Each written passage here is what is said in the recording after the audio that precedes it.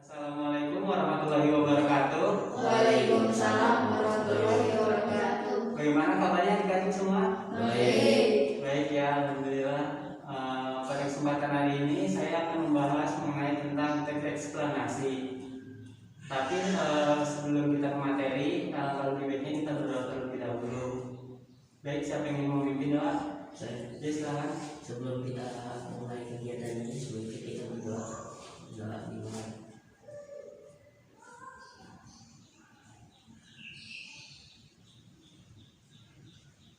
Doa selesai. Baik, terima kasih sudah memimpin doa pada kesempatan hari ini. Pada hari ini kita akan membahas mengenai tentang teks eksplanasi. Sebelumnya sudah ada yang pernah dengar apa itu teks eksplanasi? Baik, teks eksplanasi ini adalah teks yang menjelaskan sebab akibat suatu fenomena, baik itu peristiwa alam, ilmu pengetahuan, sosial budaya, dan lainnya. Teks eksplanasi ini berisi fakta yang dapat menjawab pertanyaan tentang bagaimana dan mengapa suatu fenomena itu bisa terjadi. Oleh sebab itu, tujuan dari teks eksplanasi ini adalah untuk memaparkan proses dan sebab terjadinya suatu fenomena. Penjelasan yang dipaparkan dalam eksplanasi ini berdasarkan bidang keilmuan yang mengacu pada fakta, realita, teori, dan hasil penelitian yang dilakukan oleh ilmuwan. Selanjutnya ada struktur teks eksplanasi.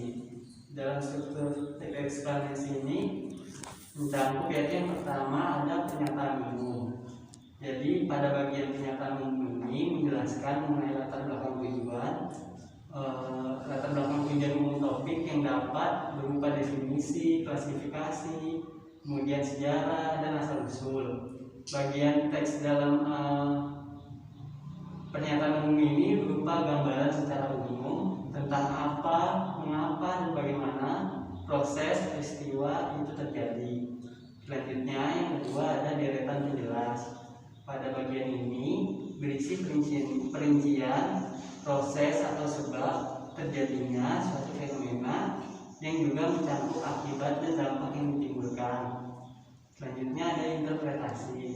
Nah, pada bagian interpretasi ini berisi penafsiran penulis mengenai topik dan perspektif tertentu yang lebih luas dan menyeluruh, serta menjelaskan korelasi peristiwa yang menyertainya. Selanjutnya yang keempat itu ada simpulan. Nah, pada bagian simpulan ini adalah bagian akhir teks terdapat tanggapan penulis dalam menyikapi fenomena berupa pernyataan, reflektif, dan bersifat umum. Sampai sini ada yang ingin ditanyakan? Tidak. Baik, sudah jelas ya. Kita lanjut. Selanjutnya ada ciri-ciri teks eksplanasi. Pembahasan dalam teks eksplanasi menggunakan konteks ilmiah melalui penerapan sejarah, definisi, klasifikasi, dan kebiasaan. Informasi tersebut dapat berupa fakta-fakta empiris dan statistik, dan rangkaian peristiwa yang menjelaskan korelasi antara aspek dan antar peristiwa dalam teks. Berikut ini ada ciri atau karakteristik dari teks eksplanasi ini. Yang pertama yaitu ada ilmiah. Fenomena yang dijelaskan dalam teks eksplanasi berdasarkan konteks ilmiah yaitu berupa fakta, realita, teori, dan penelitian. Penjelasan tersebut dapat berupa sejarah, klasifikasi, atau definisi. Selanjutnya yaitu ada logis. Nah, penjelasan fenomena dalam teks eksplanasi bersifat logis dan teoris. Selanjutnya ada objektif. Penjelasan dalam teks yang dapat disertai argumen yang bersifat objektif dengan didukung teori yang relevan sehingga pula dapat dijadikan rujukan yang valid. Selanjutnya ada bukan teks eksposisi. Nah, pada teks eksplanasi ini tidak bertujuan untuk mempengaruhi pembaca, tetapi teks eksposisi ini bertujuan untuk menambahkan fakta berdasarkan bidang keilmuan. Selanjutnya ada bukan teks prosedur. Teks eksplanasi menjelaskan proses yang alami, tidak disadari dan melalui jangka waktu yang panjang. Selanjutnya ada kaidah pembahasan teks eksplanasi. Teks eksplanasi menjelaskan secara ilmiah proses dan sebab terjadinya suatu fenomena dengan menggunakan ragam bahasa baku yang bersifat universal. Pemaparan informasi dalam teks eksplanasi mudah dimengerti pembaca umum atau tidak terbatas pada kalangan tertentu saja. Oleh sebab itu, penulisan dalam penggunaan kata pada teks eksplanasi ini harus sesuai dengan PUBI. Nah, berikut ada ciri kaidah pembahasan teks eksplanasi. Yang pertama yaitu ada kopula. Kata ini digunakan untuk menjelaskan definisi kata, istilah, atau konsep yang berkaitan dengan suatu fenomena. Misal seperti merupakan dalam kalimat Indonesia merupakan negara kepulauan. Selanjutnya ada kata kerja aktif. Kata ini kerap digunakan pada bagian deretan penjelas, sebab bertujuan untuk menjelaskan sebab dan proses, sehingga subjek fenomena berperan sebagai tujuan dari suatu perbuatan atau peristiwa tertentu. Selanjutnya yaitu ada konjungsi. Pada konjungsi ini yang digunakan menjelaskan hubungan sebab akibat dan hubungan kronologi terjadinya suatu fenomena. Misal ada kata jika, apabila, sehingga, sebelum, pertama, dan kemudian. Selanjutnya itu ada keterangan waktu. Kata ini digunakan untuk menjelaskan waktu terjadinya suatu fenomena. Kemudian ada istilah ilmiah. Nah, pada istilah ilmiah yang sesuai dengan konteks kerap digunakan untuk memperjelas definisi hubungan sebab akibat ataupun kronologi terjadinya suatu fenomena. Selanjutnya yaitu ada kata ganti benda.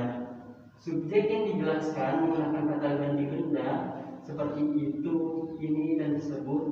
Teks eksplanasi juga hanya fokus pada hal umum seperti gempa bumi, banjir, dan hujan dan udara, seperti itu. Nah, sampai sini ada yang ingin ditanyakan? Baik, selanjutnya itu ada menulis teks eksplanasi. Dalam membuat teks eksplanasi kita dapat menggunakan dua pola pengembangan, yaitu pola pengembangan sebab akibat dan pola pengembangan proses. Berikut ini ada cara-cara atau langkah-langkah menulis teks eksplanasi. Yang pertama, kalian menentukan topik yang menarik. Nah, tentukan fenomena alam, sosial atau budaya yang ingin kamu sajikan. Misal proses terjadinya pasang surut air laut. Kemudian yang kedua, membuat rancangan kerangka atau teks. Jadi kalian buatlah kerangka karangan berdasarkan struktur teks eksplanasi, yaitu identifikasi fenomena, penggambaran, rangkaian kejadian, dan ulasan. Yang ketiga, mengumpulkan referensi. Cantumkan fakta dan data yang kamu kumpulkan pada bagian penggambaran rangkaian kejadian. Kemudian selanjutnya mengembangkan teks.